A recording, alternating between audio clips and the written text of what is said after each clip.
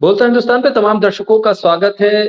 देश में क्या हर मस्जिद की खुदाई की जाएगी? हर मस्जिद के खोदने के बाद ये तलाश किया जाएगा कहाँ मंदिर है, कहाँ आस्था है, कहाँ अवशेष है? क्या इसी रास्ते पर अब देश आगे चलेगा? क्या प्रशासन और अदालतों का रवैया सिर्फ एक तरफा नजर आएगा? न्याय होगा नहीं, होता हुआ दिखेगा भी नहीं। न्याय की मूर्ति की पट्टी तो खोल दी, लेकिन उस खुली आंखों से क्या तमाम चीजों को देखा जाएगा? एक एक तरफा फैसला ना होगा, एक समान चीजें देखी जाएंगी। हालात क्या हैं? क्या ये राजनीति है या कानून और राजनीति का घालमेल है? किस तरह से देश आगे बढ़ेगा? हमारे साथ गौहर रजा साहब है, उनके साथ हम चर्चा करेंगे। गौर साहब, स्वागत है आपका। बहुत शुक्रिया मिर्जा साहब बुलाने का। गौर साहब, संभल के एपिसोड के बाद, संभल में जो कुछ हुआ, मीडिया आमतौर पर हम कहते हैं कि हिंदू मुसलमान में करने में ज्यादा दिलचस्पी रखता है, बहुत खुश हो जाता है, मंदिर मस्जिद करने में बहुत एक्सपर्ट हैं वो लोग। लेकिन हम ये देख रहे हैं कि संभल के एपिसोड के बाद, चाहे इंडिया टीवी के रजत शर्मा हो या आज तक के सुधीर चौधरी, दोनों लोग ये डिफेंड ही नहीं कर पा रहे हैं। वो कह रहे हैं कि आप कर क्या रहे हैं। अदालतों पर वो सवाल खड़े कर रहे हैं कि सेम डे पिटिशन आती है, सेम डे आप उसका आदेश देते हैं, उसी दिन सर्वे होता है, अगले दिन आप चले जाते हैं। ये रजत शर्मा कह रहे हैं कि आप किस तरफ देश को लेके जा रहे हैं। सुधीर चौधरी कह रहे हैं कि एक किताब है, उसका हवाला देते हुए कहते हैं कि लगभग 1800 ऐसी जगहों का जिक्र है जहां पर मस्जिद के भीतर मंदिर को तलाश करने की बात है। तो क्या आप 1800 शहरों को दंगों के हवाले कर देंगे? 1800 शहरों में आग लगाएंगे? सुधीर चौधरी और रजत शर्मा, जिनको आमतौर पर ये माना जाता है कि वो एक आइडियोलॉजी को सपोर्ट करते, वो भी डिफेंड नहीं कर पा रहे। ऐसे हालात में जो हुआ संभल में, ये किस तरह का रवैया है? प्रशासन की चूक है? ये प्रशासनिक अमला अब पूरी तरह से जो सरकार है उसकी मंशा के हिसाब से काम कर रहा? देखिए, जहां तक इन दो नामों का आपने जिक्र किया, एक जी। तरफ रजत शर्मा हैं और एक तरफ वो जो भी साहब हैं जो जेल काटे हुए हैं। जी। इनके ऊपर कम से कम मुझे तो कोई यकीन नहीं है, क्योंकि ये बदलाव जो आप जिसका जिक्र कर रहे हैं, मुझे नहीं मालूम, मैं टेलीविजन नहीं देखता और इन दोनों को भी तो बिल्कुल ही नहीं देखता, तो मुझे नहीं पता कि ये क्या कह रहे हैं और क्या नहीं कह रहे हैं। लेकिन इनके ऊपर कोई यकीन इसलिए नहीं है कि जहां आज हिंदुस्तान पहुंचा है और जो जहर घोला गया और वो आम लोगों तक घर घर पहुंचाया गया, आज जो उसके नतीजे सामने आ रहे हैं, उसके लिए ये दोनों बहुत हद तक जिम्मेदार हैं। इन्होंने पत्रकारिता छोड़ी, एक तो डिक्लेयर्ड क्रिमिनल माने जा सकते हैं इनमें से, लेकिन मैं ऐसे सारे लोगों को एंटी नेशनल मानता हूं, ऐसी सारी चैनल्स को एंटी नेशनल मानता हूं। लगभग 12-15 साल से, यानी 2014 के पहले से इन्होंने जहर घोलना शुरू कर दिया था, जिसके नतीजे में जो बदलाव आया वो हम सबकी आंखों के सामने है। कोई बहुत पुरानी हिस्ट्री तो है नहीं, 10 साल का वक्फा तो अभी का वक्फा है, और मेरी उम्र में तो बिल्कुल ये समझिए कि कुछ लम्हों की बात है, 10 साल की। हमें ये सामने दिखाई दे रहा है कि जो जहर घोला गया, अब उसके नतायज हर तरफ बयां हो रहे हैं। यानी मीडिया से शुरुआत होती है, राजनीति मीडिया को इस तरह से ध्वस्त कर देती है कि हर पत्रकार जो टेलीविजन पे हो या लिख रहा हो, लिखने वालों में कम, लेकिन टेलीविजन के ऊपर जितने भी थे और बहुत से सोशल मीडिया में, वो ऐसा लगता है कि वो सारे एक्टर्स हैं और इन एक्टर्स की जो डोर बाग है वो कहीं और कठपुतली की तरह से ये नाच रहे हैं। और इसमें इन्हें कोई शर्म नहीं है, जैसे कठपुतली को कोई शर्म थोड़ी ना होती है, जो नट करवाता है उनसे वो करते हैं, कठपुतली के धागे कहीं और होते हैं। तो इन लोगों ने पिछले 10 साल में हमको कठपुतली का डांस दिखाया है और वो डांस इतना भयानक है कि वो घर घर पहुंचा है, हर एक शख्स तक पहुंचा है। तो ये तो हालात हैं इस मुल्क के इस वक्त, और इसमें कोई दो राय नहीं है कि इस जहन ने एक बड़े तबके को असरअंदाज किया है। यानी ये कहना कि हिंदुस्तान 2014 से पहले जैसा था वैसा ही है, नहीं साहब, हम तो सब एक दूसरे के गले में हाथ डाले हुए हैं और बहुत अच्छे हैं हालात, और मुल्क तो वैसे का वैसा ही है, सदियों की पुरानी सभ्यता है, वगैरह वगैरह। ये अल्फाज बहुत खूबसूरत अल्फाज हैं, ये मैं मानने को तैयार नहीं हूं कि ये आज भी अक्सरियत में है। अक्सरियत मुल्क की आज भी अमन, चैन, शांति, रोजगार, बच्चों को पढ़ाना, अच्छी एजुकेशन देना, यही चाहती है। मिल बांट के रहना चाहती है, दंगों में परेशान होती है। जब कर्फ्यू लगता है, गोलियां चलती हैं, तो सब सहम जाते हैं। ऐसा नहीं है कि सिर्फ मुसलमान सहम जाता है या सिख सहम जाते हैं या क्रिश्चियन सहम जाते हैं, ये पूरे मुल्क को सहमाने के लिए किए जाते हैं। ये जो दंगा हुआ है जिसका आपने जिक्र किया, और इस वक्त इस सब पूरा मुल्क उस दंगे को लेकर के परेशान है, वो दंगा एक टर्निंग पॉइंट है, दंगों की हिस्ट्री में टर्निंग पॉइंट है।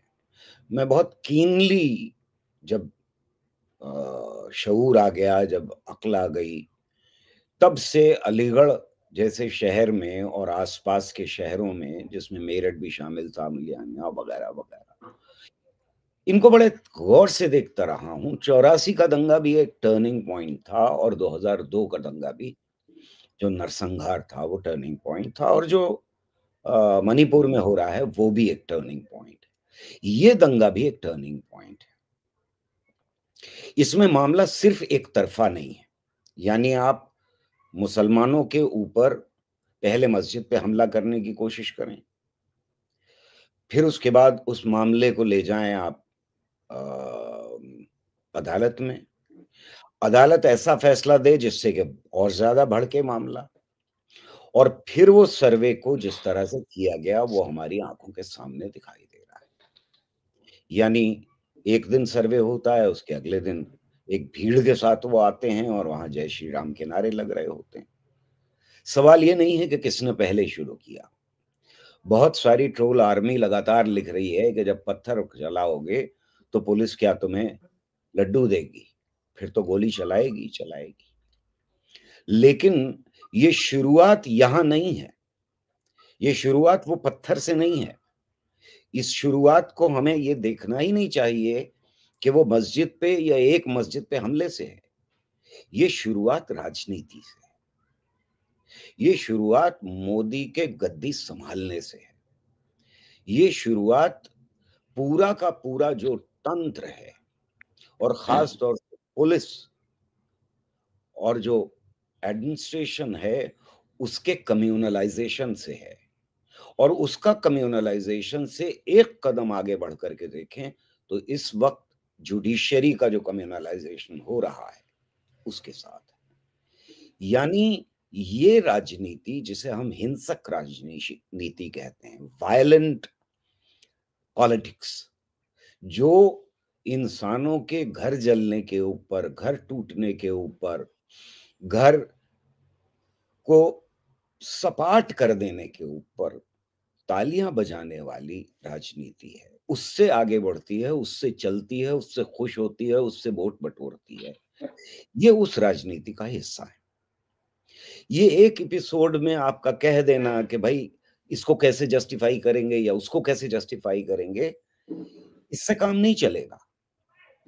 काम चलेगा इस बात से जब आप कहेंगे और उंगली उठाएंगे सीधे ही कि ये मोदी सरकार का सेंटर में आना और योगी सरकार का यूपी में आना या बीजेपी का कहीं और आरएसएस का आना एक कदम आगे होता है नफरत बढ़ाने के तरीके ढूंढने का। यहां मैं कई बार इस बात को कह चुका हूं कि जो ऊपर बैठे हुए लोग हैं, जो राजनीति चलाते हैं, उन्हें मुसलमानों से शायद कोई नफरत ना हो, उन्हें सिखों से कोई नफरत ना हो इस मुल्क की, उन्हें दलितों से कोई नफरत ना हो। ये बिल्कुल पॉसिबल है और मैं समझता हूं कि इनमें से ज्यादातर को कोई नफरत नहीं है। अगर आज यहां मुल्क की अक्सरियत मुसलमान होती तो ये मुस्लिम पॉलिटिक्स उसी तरह से हिंसा की कर रहे होते, ये उसी तरह से हिंदुओं के ऊपर दमन कर रहे होते जैसे पाकिस्तान में हमने देखा। तो मोदी हो या अमित शाह हो, जो उनकी तकरीरें हैं वो सिर्फ हिंदुस्तान में ही की जा सकती हैं। वो तकरीर पाकिस्तान में उनको वोट नहीं दिलवा सकती है, वहां उनको कुछ और करना होगा। वहां जो दंगा होगा उसमें टारगेट हिंदू होगा, वहां कादियानी होगा, वहां महाजिर होगा। तो ये समझना बहुत जरूरी है कि इनको जो राजनीति कर रहे हैं इनका टारगेट मुसलमान नहीं है, इनका टारगेट है हिंदू, इस मुल्क की अक्सरियत। इस मुल्क की अक्सरियत से ये वोट खींच करके, बटोर करके, उन्हें डरा करके, उन्हें सहमा करके, उन्हें मुसलमानों का हवा दिखा करके, हर मुसलमान को टेररिस्ट डिक्लेयर करके इनकी राजनीति चलती है, इनकी रोटियां सेकी जाती हैं। टारगेट होता है कि वो हिंदुओं को डरा दें, कभी कभी खुश करने की भी कोशिश करते हैं। मंदिर बना दिया, जो रामलला को लाए हम उनको लेकर आएंगे, वो भी सर के ऊपर हाथ रखते रहो किसी तरह से, लेकिन ये कि वो नहीं चला। खुश करना इतना नहीं चलता इनके हिसाब से जितना डराना जरूरी होता है इस राजनीति के लिए, और उसके लिए दंगा कराना जरूरी होता है। इनके को कोई फर्क नहीं पड़ता 2002 में ये लाशों के ऊपर चढ़ करके सत्ता तक पहुंचे। इनको क्या फर्क पड़ता है अगर यहाँ 4 लोग या 5 लोग, आज का अखबार कह रहा है कि 5 लोगों की मौत हो गई, 5 नौजवानों की मौत हो गई, 5 हिंदुस्तानियों की मौत हो गई, 5 हिंदुस्तान के नागरिकों की मौत हो गई। उनका मजहब क्या था उससे कोई फर्क नहीं पड़ रहा, इनको फर्क पड़ता है। मेरे जैसे आदमी को, आपके जैसे आदमी को, हिंदुस्तान के ज्यादातर लोगों को कोई फर्क नहीं पड़ता इससे कि उनका मजहब क्या था। वो हिंदुस्तानी थे, वो हिंदुस्तान के नागरिक थे, नौजवान थे, वो इस देश में कंट्रीब्यूट कर सकते थे, और उनकी जिंदगी आपने ले ली। किस लिए ले ली? भाई कहीं और मंदिर बना लो, मस्जिद बनानी है कहीं और बना लो। और क्या कमी है इस मुल्क में मंदिरों की, मस्जिदों की? किसकी कमी है आप बताइए मुझे। इस मुल्क में स्कूलों की कमी है, स्कूल में कॉलेजों की कमी है, इस मुल्क में रोजगार की कमी है। किस लिए मंदिर बनाने जा रहे हैं आप? किस लिए आप मस्जिद बनाने जा रहे हैं? किस लिए आप धार्मिक स्थान बनाने जा रहे हैं? कोई कमी है? लड़ाई झगड़ा, फसाद, गोलियां चलाना, ये मकसद है। और इस मकसद से दूसरा मकसद पूरा होता है कि हमेशा तिलमिलाने लगते हैं जब कमजोर पड़ते हैं। फैशिस्ट जब जब कमजोर पड़ता है तो ज्यादा हिंसा करता है, और वो हमें संभल में दिखाई दे रहा है। गौर साहब, जब संभल का हम जिक्र कर रहे हैं तो हम कोर्ट के उस आदेश का भी जिक्र करते हैं जिसपे आनन फानन में तमाम सर्वे और तमाम चीजें। मणिपुर को हम जब कनेक्ट करें, मणिपुर में भी एक कोर्ट का आदेश आया, उसके बाद हम देख रहे हैं कि कितना लंबा अरसा हो गया, हिंसा नहीं रुकी। और संभल में भी कोर्ट के एक आदेश के बाद ही इस तरह की स्थिति पैदा हुई। क्या जुडिशरी का जो रवैया है, जो जुडिशरी के फैसले हैं, वो फैसले क्या असर डालेंगे समाज पर, उस शहर पर, उस स्टेट पर? क्या इसको पूरी तरह से नजरअंदाज करके दिया जा रहा है? क्योंकि हम जब देखें सीजीआई चंद्रचूड़ को, आप अगर हम याद करें तो वो उन्होंने रिटायरमेंट से पहले ये कहा था कि लोग मुझे कैसे याद करेंगे, मैं ये सोचता। तो जब चंद्रचूड़ ये कहते हैं कि लोग मुझे कैसे याद करेंगे, तब संभल की घटना होती है और लोग याद करते हैं कि यही वो चंद्रचूड़ हैं जिन्होंने वर्शिप एक्ट में एक रास्ता खोल दिया, एक दरवाजा खोल दिया, और उस खुले हुए दरवाजे से ये संबल तक आग पहुंची। इसे कैसे समझें? जुडिशरी में जो एक एलिमेंट अब आ गया है, जहां आस्था के आधार पर फैसले हो रहे हैं, भावनाओं के आधार पर जजमेंट हो जाएंगे, और आप किस पार्टी के साथ रिटायरमेंट के बाद जुड़ेंगे, उसको देखते हुए उससे पहले प्लानिंग के तहत तमाम फैसले दे दिए जाते हैं। आप बिल्कुल सही कह रहे हैं। ये आ, थोड़ा सा अगर अंग्रेजी का लफ्ज इस्तेमाल करूं तो कॉम्प्लेक्स है मामला। मैंने ये तो कहा कि मीडिया के ऊपर कब्जा हो गया, मैंने ये भी कहा कि तंत्र के ऊपर कब्जा हो गया, मैंने ये भी कहा कि बहुत बड़ा कब्जा हो गया हमारी पुलिस फोर्स के ऊपर, आर्म्ड फोर्सेस के ऊपर, और जुडिशरी के ऊपर भी कब्जा हो गया है। लेकिन इन सारी जगहों के ऊपर रस्साकशी चल रही है, वो बंद नहीं हुई है। हमारे यहाँ के लोकतंत्र की जड़ें अभी भी मजबूत हैं, उसको पूरी तरह से ध्वस्त नहीं कर पाए हैं। अंदर से दीमक की तरह जरूर चाट रहे हैं उसे, और उसको लगातार कमजोर कर रहे हैं। 10 सालों में इन्होंने कमजोर किया। हर ऐसा फैसला जो इस बीच में आया है, वो मुल्क को न सिर्फ ये कि कम्युनलिज्म के लिए उसने दरवाजे खोले हैं, बल्कि इन फैसलों ने लगातार इस मुल्क के अंदर होने वाले करप्शन को भी, उससे नजरें हमारी नहीं हटनी चाहिए, करप्शन को भी बढ़ावा दिया है।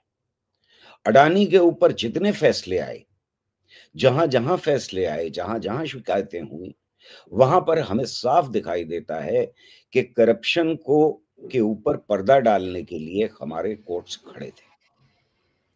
हमें ये दिखाई देता है कि जहां जहां गरीबों की जमीनों के ऊपर कब्जे का सवाल था, जहां दलितों और एसटीज, ट्राइबल्स के, जनजातियों की जमीनों के ऊपर, जंगलों के ऊपर कब्जे का सवाल था, वहां कोर्ट हमेशा, लगभग 2014 के बाद हर फैसले में वो उन लोगों के साथ खड़ा रहा है जो ये गरीबों की जमीनों के ऊपर कब्जा करते हैं। कहीं कहीं इस रस्साकशी में हमें यह भी दिखाई देता है कि बहुत अच्छे फैसले कोर्ट ने दिए हैं। ये रस्साकशी, अगर हम इसे रिकॉग्नाइज कर लें, अगर हम इस रस्साकशी को समझने की कोशिश करें कि जो लोकतंत्र है वो अलग अलग तरह से अपने को असर्ट कर रहा है, वो कोशिश कर रहा है जिंदा रहने की, वो कोशिश कर रहा है उस हमले को फेस करने की, जो हमला लोकतंत्र के ऊपर आ रहा है, तो हमें ये यकीन भी मिल जाएगा कि हम उन लोगों के साथ खड़े हैं, हम उन ताकतों के साथ खड़े हैं, हम उस सोच के साथ खड़े हैं जो इस देश के अंदर संविधान और लोकतंत्र को बचाने की कोशिश कर रहे हैं। इसलिए मैं समझता हूं कि जब भी कोई अच्छा फैसला आए, जब भी कोई ऐसा फैसला आए जो करप्शन के खिलाफ हो, जो नौजवानों की जिंदगी को बेहतर बनाने की तरफ ले जाए, जो गरीब तबके की जिंदगी को बेहतर बनाने की तरफ ले जाए, तो हमें उसकी प्रशंसा लगातार करनी चाहिए। जब कोई ऐसा फैसला आए, जिस तरह का ये फैसला आए, तो हमें अपनी आवाज पूरी ताकत के साथ बुलंद करनी चाहिए कि ये गलत फैसला है, ये संविधान के खिलाफ है, ये इस मुल्क के डीएनए के खिलाफ है, ये इंसानियत के खिलाफ है, और हमें पूरी तरह से अपनी आवाज को उठाना चाहिए। अगर हम चूक गए तो फिर वो फैसले होते रहेंगे जो फैसला हमने अभी संभल के केस में देखा है। इससे पहले भी लगातार वो फैसले होते रहे हैं। क्या मतलब है कि आप साइंस को इसके लिए इस्तेमाल करेंगे इस मुल्क के अंदर, प्रक्षेपण के बजाय इसके लिए इस्तेमाल करेंगे कि यहां मंदिर था या नहीं, मूर्ति थी या नहीं थी?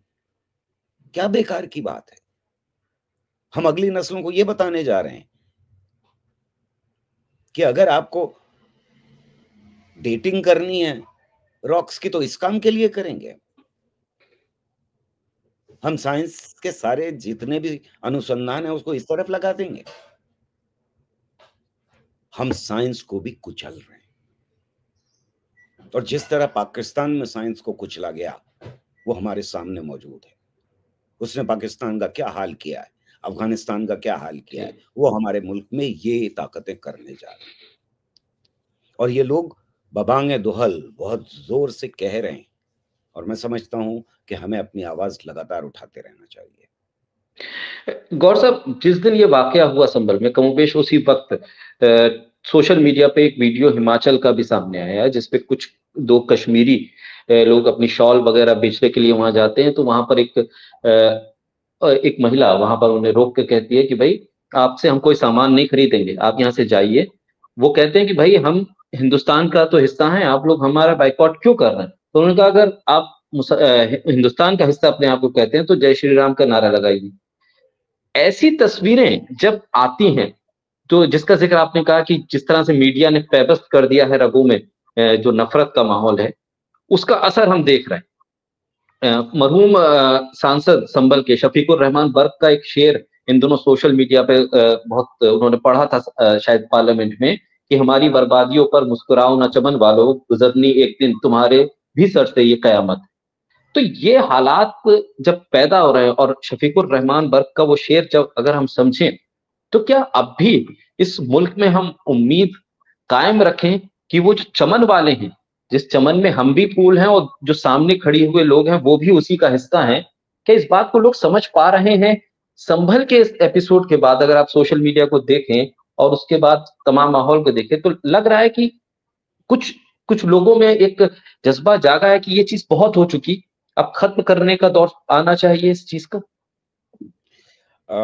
मैं आपसे बिल्कुल अग्री करता हूं कि अब एक बड़ा सेक्शन हिंदुस्तान का जो कम्युनलाइज हो गया था वो थक गया है, उसको परेशानी है, और वो वापस लौट रहा है फिर से उसी हिंदुस्तान को बनाने के लिए, उसकी तश्कील के लिए, जिस हिंदुस्तान को हमने 2014 से पहले देखा था। अगर उससे बेहतर ना बना पाए तो कम से कम वहां तो लौट जाएं।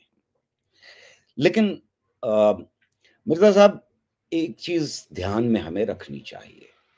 वो जो वीडियो आपने देखा वो मैंने भी देखा, और जाहिर है कि बहुत डिस्टर्बिंग वीडियो है कि वो औरत किस तरह से उन लोगों से कह रही है कि आप यहाँ, आपको कोई हक नहीं है यहाँ कुछ बेचने का, जबकि संविधान ये हक दे रहा है कि कोई भी कहीं भी जा करके कोई भी व्यवसाय कर सकता है, किसी भी स्कूल में एडमिशन ले सकता है, किसी भी कॉलेज में ले सकता है, कहीं भी जमीन खरीद सकता है, वगैरह वगैरह।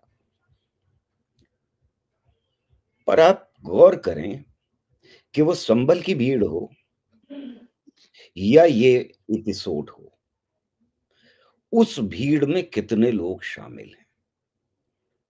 मैं ये नहीं कह रहा हूं कि कम्युनलिज्म नहीं बढ़ा है मुल्क के अंदर, मैं ये बात हरगिज भी नहीं कह रहा हूं। कम्युनलिज्म बढ़ा है और खतरनाक तरीके से बढ़ा है। विश्व हिंदू परिषद हो, दुर्गा वाहिनी हो, बजरंग दल हो, इनकी ताकतें बढ़ी हैं, लेकिन फैशिस्ट बेहद डरपोक होते हैं। आप ये देख सकते हैं कि वहां एक औरत है बस, दूसरी औरत जो उस वीडियो में है वो उससे एग्री नहीं करती है। मुझे नहीं मालूम वो कौन है, लेकिन वो एग्री नहीं करती है। वहां 4 लोग हैं उस वीडियो के अंदर जो मैंने देखा है, हो सकता है और भी हो, लेकिन इनकी भीड़ जब भी आती है, जहां भी आती है, उसमें लोग जितने शामिल होते हैं, उनको अगर ये यकीन ना हो कि एडमिनिस्ट्रेशन हमें बचाएगा, उनको अगर ये यकीन ना हो कि पुलिस वाले एक तरफा गोली चलाएंगे या पत्थर चलाएंगे, क्योंकि मुझे कोई भी ऐसा दंगा और ऐसी प्रोटेस्ट देखने को नहीं मिला जिसमें हिंसा फैलने की कगार पर भी हो और पुलिस ने पत्थर ना चलाए हों। इल्जाम ये लगाया जाता है कि मुसलमान पत्थरबाज हैं वगैरह वगैरह, उनको नाम दे दिया गया है कि पत्थरबाज हैं, लेकिन कोई एक भी एग्जाम्पल ऐसी नहीं है जहां हिंसा हो रही हो और पुलिस पत्थर ना चला रही। तो पत्थरबाज, मुझे मालूम है कि किस तरह से बीजेपी का जो विंग है स्टूडेंट्स का, उस विंग ने किस तरह से दिल्ली यूनिवर्सिटी में अभी 2-2.5 साल पहले ही पत्थर चला करके शीशे तोड़े थे क्लासेस के। लेकिन ये लोग डरपोक होते हैं, दुनिया में हर जगह डरपोक होते हैं, फैशिस्ट बेहद सहमे हुए लोग होते हैं, जब तक उन्हें यकीन नहीं होता इस बात का कि वो पूरी तरह से सेफ हैं, और इसीलिए वो पीछे-पीछे चलते हुए आपको हमेशा दिखाई देंगे, जो भी नारे लगा रहे हैं, चाहे वो जय श्री राम के ठीक। नारे लगा रहे हों या कोई सा भी नारा लगा रहे हों, वो हमेशा आपको पुलिस के पीछे चलते हुए दिखाई देंगे। और जब गौर साहब जी जी। गौर साहब, अभी कुंदरकी का रिजल्ट आया और वहां से बीजेपी की जीत हुई। बाकायदा तौर पे जो उम्मीदवार थे वो टोपी और तमाम जो लिबास मुसलमानों का एक राइज है उसको पहनकर मोहल्लों में गए और लोगों से कहा कि आप मुझे जिताइए, मैं आपका काम करूंगा और न कर पाऊं तो आप मुझे हरा दीजिएगा। मुसलमानों ने वोट भी दिया और वो जीत गए। क्या ये एक अच्छा मौका नहीं था बीजेपी के पास कि यहां से एक नई शुरुआत की जाती? जब आपको इतना बड़ा वोट बैंक मिला, आप उसको यूटिलाइज करते पॉलिटिकली, ताकि जो तमाम सो कॉल्ड सेकुलर पार्टीज हैं उनको राजनीतिक तौर पे आप जवाब देते। आपको आपकी तरफ मुसलमान आए थे, आपने वो मौका संभल के इस एपिसोड के बाद गवा दिया। अब लोग सवाल कर रहे हैं कि भाई जब हमने कुंदरकी में आपको जिताया तो संभल हमें बदले में क्यों दिया जा रहा है? देखिए, ऐसा है कि एक वक्त आया था जब हिटलर को इकोनॉमिक क्राइसिस के वक्त के ऊपर पैसे चाहिए थे, और उस वक्त उसको बड़े इंडस्ट्रियलिस्ट से पैसे इकट्ठा करने थे। तो उसने एकदम से जो यहूदी जिनके ऊपर वो जाहिर है कि अताब की तरह से नाजिल हुआ था, जिनका वो कत्लेआम मचाने की बातें कर रहा था, अभी तक जर्मनी में कत्लेआम शुरू नहीं हुआ था, ये उस वक्त का वाकया है। उसने एकदम से उनके बारे में अच्छी बातें करना शुरू कर दी। तो फैशिस्ट जो हैं वो उनकी कोई एक शक्ल नहीं हुआ करती। फैशिस्ट अमीबा की तरह से होते हैं जिसकी कोई एक शक्ल नहीं होती, यानी हर लम्हा उसकी शक्ल बदलती है, उसके कई सर होते हैं। तो ये कोई नई बात नहीं है जो आप इन दोनों एग्जाम्पल्स के साथ दे रहे हैं। हमें मालूम है कि नॉर्थ ईस्ट के अंदर बीजेपी के ही नेता ने ये कहा कि हमें गाय का गोश्त खाने से कौन रोक सकता है। हमें मालूम है कि गोवा के अंदर उनकी सरकार गाय का गोश्त खिला रही है सबको, और हमें यह मालूम है कि केरल के अंदर बीजेपी ने ये कैंपेन चलाया कि हम बाकी अगर जीते तो बाकी पार्टियों के मुकाबले में ज्यादा बेहतर गाय का गोश्त खिलाएं। तो ये कि कोई टोपी लगा ले, कोई वो कपड़े पहन ले जो मुसलमान ज्यादातर पहनते हैं और जिनसे हमारे प्रधानमंत्री जिन कपड़ों से उनको पहचानते हैं, तो ये कोई नई बात नहीं। उनका असल कैरेक्टर क्या है, उसमें बदलाव आना नामुमकिन है, बिकॉज उनको एक ही तरह की राजनीति मालूम है, और वो राजनीति हिंसा की राजनीति है। और मैं फिर ये दोहरा दूं कि अगर इस मुल्क की अक्सरियत मुसलमान होती तो वो उतनी ही नफरत और उतना ही जहर हिंदुओं के खिलाफ घोल रहे होते, और वही अल्फाज वो हिंदुओं के लिए इस्तेमाल कर रहे होते जो आज करते हैं। वही सारे कैंपेन चलाते हिंदुओं के खिलाफ अगर अक्सरियत मुसलमानों की होती। यहां मुसलमानों की अक्सरियत नहीं है तो वो पॉलिटिक्स नहीं चल सकती। आपको फैशिज्म फैलाना है, आपको नफरत फैलाना है, आपको सिर्फ वही आता है, तो फिर जो अक्सरियत है उसको दबाना, उसको डराना, उसको खौफ में रखना लगातार जरूरी है। और इसके लिए कहीं कहीं एपिसोड आपको जो दिखाई देंगे कि साहब टोपी लगा के चले गए, हरा कुर्ता पहन लिया, चले गए, बजाय नमस्कार करने के सलाम करना शुरू कर दिया। उनका मकसद राजनीति है, जहां जिस तरह से मिलेगा उस तरह से वो करेंगे, और अगर नहीं मिल पाएगा तो वो वहां भी दंगा कराएंगे जहां अक्सरियत होगी मुसलमानों की। बहुत ऐसा भी शुक्रिया गौर से। जी जी। कि मुसलमानों के खिलाफ आप महाज बना करके रैली में, और आप जीत पाएंगे? नहीं जीत पाएंगे। वहां तो आपको गुडी गुडी बातें करनी पड़ेंगी कि हाँ साहब, देखिए साहब, पुराने जमाने में भी होता था, अभी कोई नई बात थोड़ी ना है, बीजेपी के जमाने में तो हम रोक लगा देते हैं, वगैरह वगैरह। यही सब करना पड़ेगा उनको, नाटक। जब वो नीचे उतर के आएंगे तो यहाँ कुछ और नाटक करेंगे, जब वो साउथ में जाएंगे तो कुछ और नाटक करेंगे, नॉर्थ के अंदर वो कहेंगे कि हम, देखिए हमारे यहाँ काले हैं साउथ इंडिया के लोग और हम उनको बर्दाश्त कर रहे हैं। ये स्टेटमेंट है आरएसएस का, आरएसएस के एक बहुत जिम्मेदार आदमी का, जो 5 जन चलाते थे। और यहां नहीं, उन्होंने सारी दुनिया में बर्बाद किया। अल जजीरा को दिया था इंटरव्यू, तो उस अल जजीरा के इंटरव्यू को मैं बार बार याद करता हूं। ये है मानसिकता, जबान पे कुछ है, बगल में छुरी है।